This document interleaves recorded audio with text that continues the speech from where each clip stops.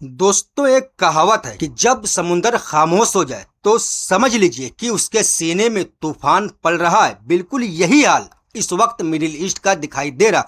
पिछले 2-3 दिनों से अमेरिका और ईरान के बीच मिसाइलों की आवाजें थम गईं।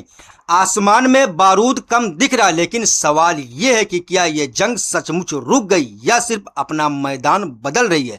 यही सबसे बड़ा सवाल आज पूरी दुनिया पूछ रही, क्योंकि जिस वक्त सबको लगा कि अमेरिका और ईरान के बीच तनाव कुछ कम हुआ है, उसी वक्त ईरान ने एक ऐसा बयान दिया जिसने पूरी दुनिया का ध्यान यूक्रेन की तरफ मोड़ दिया। रिपोर्ट के मुताबिक ईरान का कहना है कि कैस्पियन सागर में उसके एक कमर्शियल जहाज पर हमला हुआ, जिसमें एक क्रू मेंबर की मौत हो गई और कई लोग घायल हुए। ईरान का आरोप है कि यह हमला यूक्रेन ने किया और इसके पीछे इजराइल की रणनीति काम कर रही थी। जरा सोचिए, अगर किसी देश का सैन्य ठिकाना निशाना बनता है तब भी मामला गंभीर होता है, लेकिन अगर कोई देश ये महसूस करे कि उसके व्यापारिक जहाज, उसकी इज्जत और उसकी अंतर्राष्ट्रीय साख पर हमला हुआ है, तो उसका जवाब अक्सर सिर्फ सैन्य नहीं बल्कि राजनीतिक और रणनीतिक भी होता है। यहीं से पूरी कहानी बदलती हुई दिखाई देती है।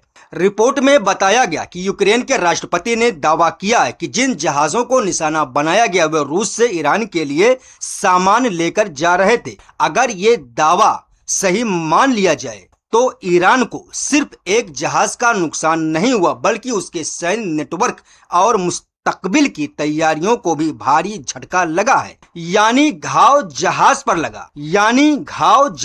लगा, लेकिन दर्द रणनीति को हुआ है। यही वजह है कि ईरान लगातार इंतकाम की बात कर रहा है, लेकिन सबसे बड़ा सवाल बदला कहां लिया जाएगा। क्या ईरान सीधे यूक्रेन को निशाना बनाएगा? क्या रूस के साथ उसका सैन्य सहयोग और बढ़ेगा, या फिर किसी तीसरे मोर्चे पर ऐसा जवाब देगा जिसकी उम्मीद किसी को नहीं होगी? यही वो सस्पेंस है जिसने दुनिया की बड़ी ताकतों की नींद उड़ा दी, क्योंकि ईरान की रणनीति हमेशा सीधी रेखा में नहीं चलती। कई बार जवाब वहीं नहीं मिलता जहां हमला हुआ हो, बल्कि वहां मिलता है जहां सामने वाला सबसे कम तैयार रहता हो। यानी शतरंज की बिसात पर कभी कभी राजा नहीं, ऊंट पूरी बाजी पलट देता है।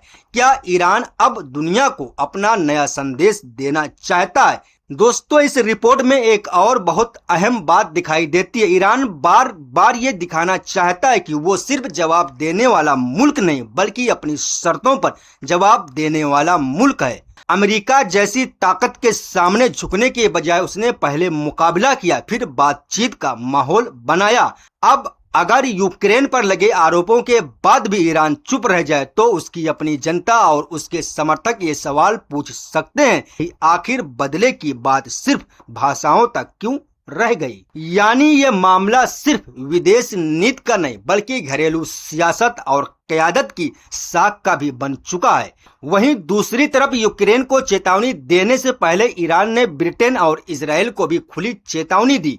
रिपोर्ट के मुताबिक ईरान ने साफ कहा है कि अगर ब्रिटेन अपने एयरबेस से अमेरिकी बमवर्षक विमानों को उड़ान भरने देता रहा तो वे एयरबेस भी वैध सैन्य लक्ष्य माने जाएंगे। सवाल यह है कि आखिर ईरान ब्रिटेन को सीधे निशाने पर क्यों ला रहा? इसका जवाब सिर्फ ब्रिटेन नहीं बल्कि पूरी पश्चिमी सैन्य व्यवस्था में छिपा है। ईरान शायद ये पैगाम यानी संदेश देना चाहता है कि अब वो सिर्फ उस देश को जिम्मेदार नहीं मानेगा जो हमला करेगा, बल्कि उस देश को भी जिम्मेदार मानेगा जो हमला करने के लिए अपनी जमीन या अपने सैन्य ठिकाने अमेरिका को उपलब्ध कराते हैं। यानी अब सिर्फ बंदूक चलाने वाला ही नहीं बल्कि बंदूक थामने वाला भी निशाने पर आ सकता है। अगर ये नीति आगे बढ़ती है तो आने वाले दिनों में तनाव सिर्फ मिडिल ईस्ट तक सीमित नहीं रहेगा, पूरा यूरोप भी इस टकराव की गर्मी महसूस कर सकता है। लेकिन क्या ईरान सचमुच ऐसा करेगा? यही सबसे बड़ा सवाल है, क्योंकि धमकी देना और उसे अमल में लाना दो अलग अलग बातें होती हैं। अगर ईरान कार्रवाई नहीं करता तो उसके विरोधी इसे कमजोरी बताएंगे, और अगर कार्रवाई करता है तो पश्चिमी देशों की सीधी प्रतिक्रिया का खतरा भी बढ़ जाएगा। यानी दोनों रास्तों पर जोखिम है। इस रिपोर्ट को ध्यान से देखेंगे तो एक बात साफ नजर आती है, ईरान इस समय सिर्फ युद्ध नहीं लड़ रहा, वो अपनी साख, डर, रणनीति और मनोवैज्ञानिक बढ़त, इन चारों को एक साथ बचाने की कोशिश कर रहा है। वो चाहता है कि दुनिया ये माने कि उसके खिलाफ उठाया गया हर कदम बिना जवाब के नहीं रहेगा, लेकिन दूसरी तरफ वो ये भी समझता है कि एक छोटी सी गलती पूरे इलाके को बड़ी जंग में धकेल सकती है। यानी तलवार भी म्यान से बाहर है और बातचीत का दरवाजा भी बंद नहीं हुआ। यानी आज की सबसे बड़ी तस्वीर यही है कि मिडिल ईस्ट की आग बुझी नहीं है, उसने सिर्फ अपना रुख बदला है। एक तरफ अमेरिका और ईरान के बीच अजीब सी खामोशी है, दूसरी तरफ यूक्रेन अचानक इस कहानी का नया किरदार बन चुका है। एक तरफ ईरान लगातार चेतावनियां दे रहा तो दूसरी तरफ इजराइल अपनी भाषा और भी सख्त करता जा रहा है। लेकिन इन दोनों के बीच सबसे बड़ा सवाल ये नहीं है कि कौन किस पर हमला करेगा, सबसे बड़ा सवाल ये है कि आखिर अरब दुनिया किसके साथ खड़ी होगी।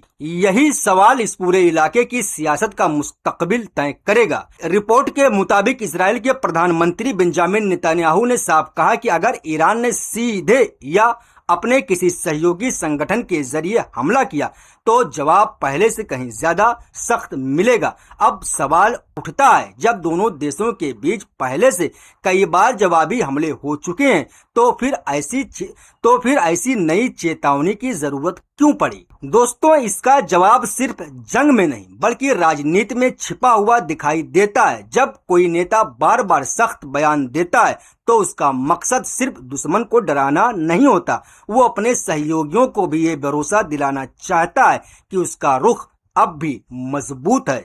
यानी ये बयान जितना ईरान के लिए था उतना ही अमेरिका और पश्चिमी देशों के लिए भी था। लेकिन क्या सिर्फ धमकियों से हालात बदल जाएंगे? यहीं से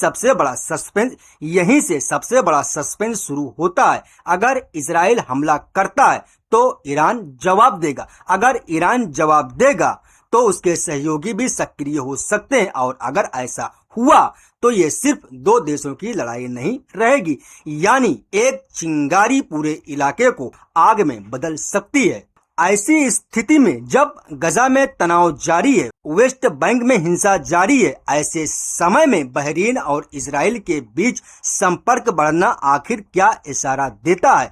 रिपोर्ट के मुताबिक दोनों देशों के नेताओं के बीच बातचीत हुई और अब्राहम एकॉर्ड पर भी चर्चा हुई है। अब सवाल ये है कि क्या ये सिर्फ एक औपचारिक बातचीत थी या फिर इसके पीछे कोई बड़ी रणनीति छिपी है? आखिर बहरीन इजराइल के करीब क्यों दिखाई दे रहा? अगर पूरे घटनाक्रम को जोड़कर देखें तो कई संभावनाएं सामने आती हैं।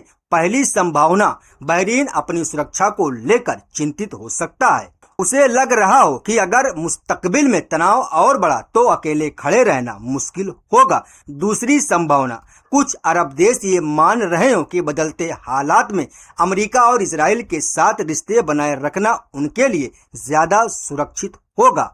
तीसरी संभावना, ये पूरी तरह कूटनीतिक दबाव बनाने की कोशिश भी हो सकती है, यानी ईरान को ये संदेश देना कि अगर दबाव बढ़ा और देश भी इजराइल के साथ खुलकर खड़े हो सकते हैं। इनमें से कौन सी बात सही है, इसका जवाब अभी किसी के पास नहीं है, लेकिन इतना जरूर है कि इस बातचीत ने कई नए सवाल खड़े कर दिए। क्या अरब दुनिया अब एक जैसी नहीं रही? एक समय था जब फलस्तीन का मुद्दा लगभग सभी अरब देशों को एक मंच पर ले आता था, लेकिन अब तस्वीर बदलती दिखाई दे रही।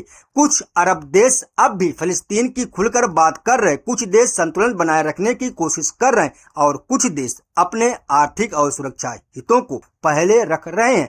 यानी अब फैसले भावनाओं से कम और राष्ट्रीय हितों से ज्यादा प्रभावित होते दिखाई दे रहे हैं। यही बदलाव पूरे मिडिल ईस्ट की राजनीति का सबसे बड़ा मोड़ बन सकता है।